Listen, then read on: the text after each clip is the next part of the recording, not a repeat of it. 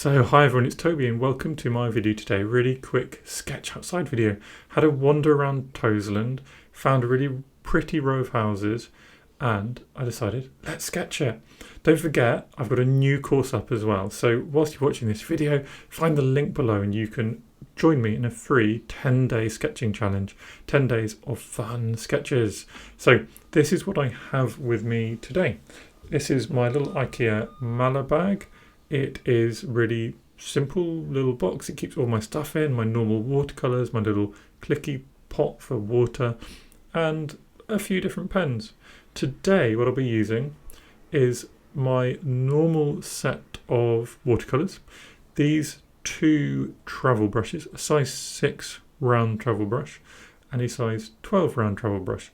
Now these are great because you can have a high quality brush, but that brush can be put away and it can stay safe. The other thing I'll be using my normal Lamy Safari pen with an extra fine nib and this interesting paper. So this is Arches. It's hot pressed paper, so it's smooth, and it's also got a really fun sort of panoramic or very landscape view. Down below I've got a friend with me. So this is my dog. This is Betty, who through the sketch today was a challenge, which is why I'm doing a voiceover and doing the sketch itself separately. So with our little selection of equipment, what are we going to do? So we're going to start with, you got it, a simple sort of shape-based scene. Now I sort of sometimes will do a thumbnail. If I'm being sensible, I'll do a little thumbnail to work out my composition, but today I'm just going for it.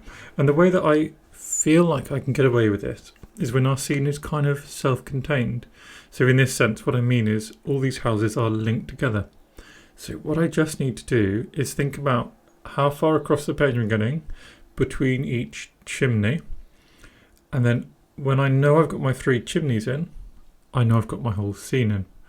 And that is why I often love starting by just going across the top of an image. So now look, basically the whole composition is done. With just one line, pretty much the whole composition is done. And with that line, I've also defined some of the key shapes, that really big rectangle of a roof. And now what I like to do is come underneath and start finding the other shapes, the shapes under it. Again, leaving off the bottom, but coming through the middle of the composition. So we can find our car, we can find all these funny little roofs. All of these things are simplifiable into shapes. So that car is a rectangle, triangle. This roof is just a rectangle with some rectangles under. Moving on, we've got this window, that's a rectangle. The door, the windows, all these things we can think about in such simple and easy ways in our mind, even if the shapes aren't perfect. So let's say looking at this window, I've not made a perfect shape. It's still recognizable for what it is because we have simplified so much. We simplified in our heads, and that allows our image to come across quickly, effectively and easily, and most importantly stress-free and fun. So now, like I said, we've moved across the top, we moved across the bottom. Now I like to move across to sort of complete the scene, complete the bottom, define where the houses meet the ground. And remember, they don't always meet the ground. So often, this is why I leave the bottom to the last, often there are things in the way, like this sort of set of fences that is coming towards us. That's in the way. So if I tried to define the bottom first, I'd end up having to draw the hedges, all the gardens, draw this car, define everything. It's really complicated. So that's yet another reason why I like starting across the top of the sketch. Out on either side, now we've sort of got our main feature starting to be there. Out on either side, we can find our sort of other features. Now, part of this scene, I really actually loved the wires coming across the big telephone pole. So I'm making a bit of a feature out of that, which I think is quite fun. You might not like that as much. That's very much a personal thing. There's also a couple of cars off to the side. And even a car really close. And again, this is a great idea, great place rather, that you can see the idea of shapes. Look how this car emerges from a series of shapes. I've not drawn a car, I've drawn a bunch of rectangles which kind of just about stack up the right way to give the impression of a car. My trees in the background are just circles with texture, ovals with texture. But again, in the context of the image, in the context of a shape-based image, that's all we need. That is what makes for a really effective sketch. Off on the other side, we've got some closer bushes, some bushes with big leaves. So getting more of a individual leaf type texture feel to that. And also, you got another telephone pole. I wanted that balance. And notice how I've poked both these telephone poles in. So the one on the left is angling a bit right, the one on the right angling a bit left. That's kind of a little bit of vertical perspective, but it also, for me, it just helps frame the scene. Now that we've got to this point, we can start working on some of the interior textures and shapes. So splitting our chimneys into their two parts, dividing that roof edge into the big slates on the top and leaving a bit of texture there. The windows we can divide up and start adding those smaller details in as well. As you'll know, often when I'm inside, I sort of divide big shapes and little shapes into different steps. When I'm outside, everything's more uncertain, so I kind of treat often the whole ink stage as one big step. I don't really 100% know my composition because I haven't got a photo, it's not neatly framed. Things might move and change. So instead of capturing all the big shapes and all the little shapes, often I like to do a hybrid approach. Get those major details in, or the major shapes rather, the major structures, and then come back quickly and start adding in other big shapes alongside little shapes, and then gradually getting more and more focused until you end up with something a bit like this image, a bit more interesting. Even the hatching I can consider part of this image, hatching in just some really light textures.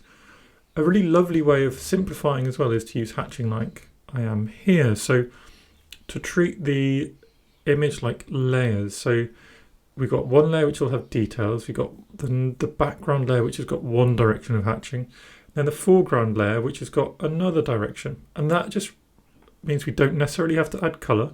It means that it's not total negative space and it really separates out the image for our eyes.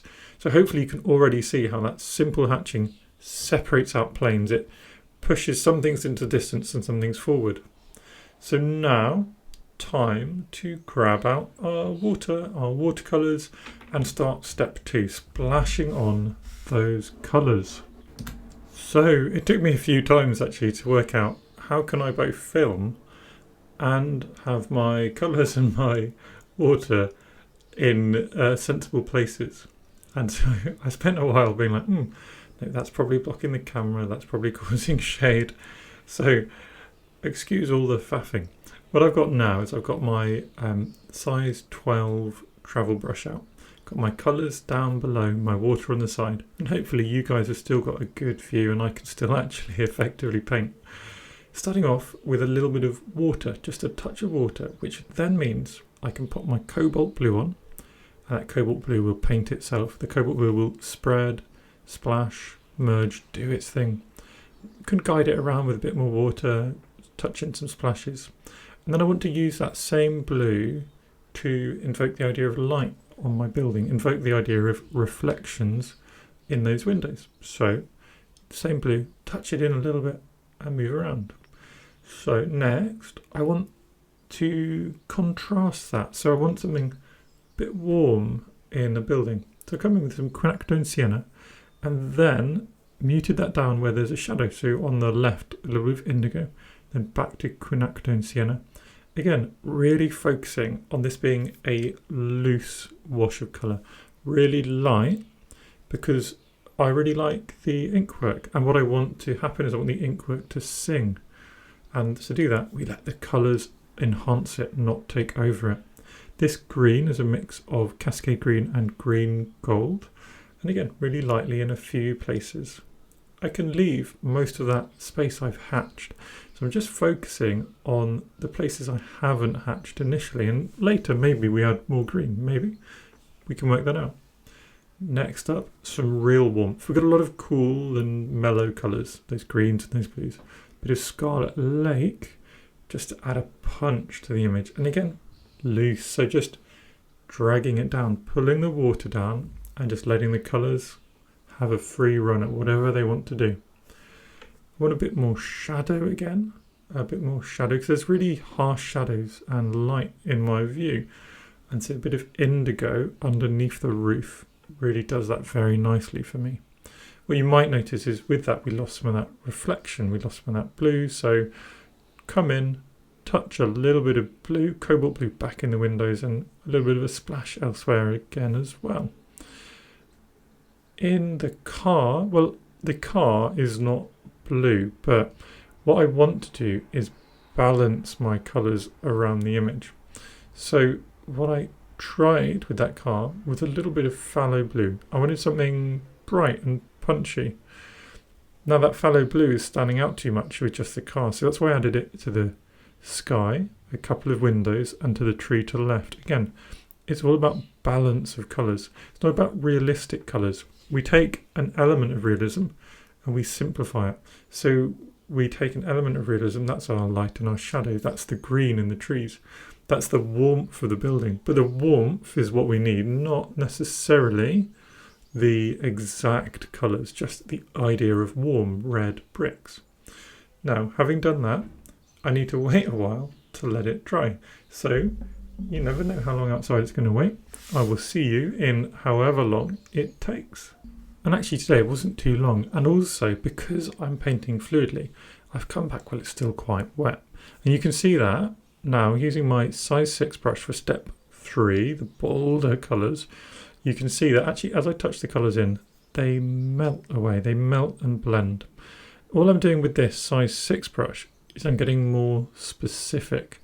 So I'm taking, first up with some Scarlet Lake, now I've got some Hansa Yellow.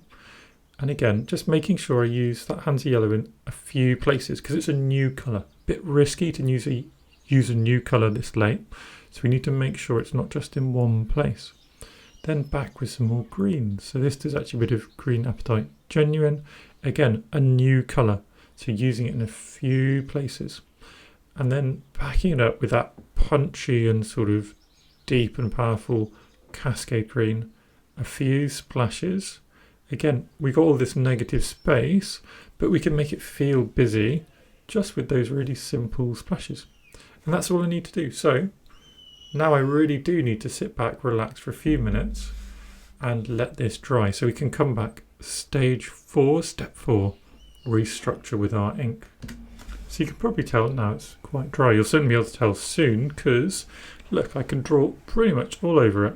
The ink runs nicely, but it doesn't run freely. It doesn't go mad, doesn't spread, and that's why we wait for it to dry so that we can apply some specific touches. Now this, I'm really liking the gentle feel of it. So you can tell that because of how gently I now want to move around. I'm finding some specific bold areas. Like I keep talking about these telephone poles, so I like them. Let's bring them forward. They're in the foreground. Before I did the bold lines, it didn't feel like it. Other bits, I always love these wires coming across. So I'm actually going to add a few which aren't really there. That second one wasn't great. It's too straight. And then because it was too straight, I just wanted to add a few more to kind of take away from it. Give that more looping and spiderweb feel to the lines rather than a straight and rigid sort of steel-like fine. Then moving around back into the windows, we've got our foreground boulder. So our midground, our focal point, this house, can have a few extra touches if needed. And that's it. So as I always say, don't forget to sign your work and enjoy the experience. If you want to find more Sketching Outside tutorials, then your next video is linked down below in the description. Loads of options for Sketch Outside tutorials. Don't forget I've got a new free course, totally free course that you can join. Again, link below. It's 10 days of sketching, 10 little prompts, 10 concepts to get you warmed up and ready to take on some bigger challenges. With that, don't forget to like, subscribe, leave a comment, go out, have fun and sketch.